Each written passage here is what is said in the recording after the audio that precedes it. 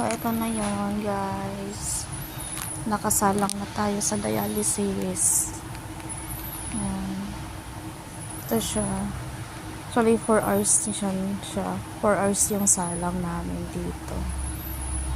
Ayan. Puno yung clinic namin ngayon. Yung mga iba kong kasama. Ayan. Nurse. Yung iba kong kasama. Ayan siya.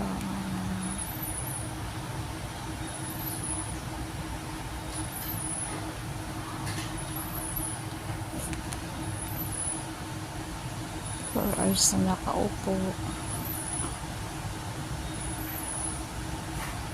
siya. Hindi naman siya masakit, wala naman siyang sakit,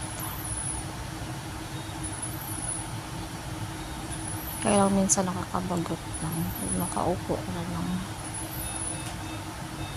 Yun lang, guys, bye.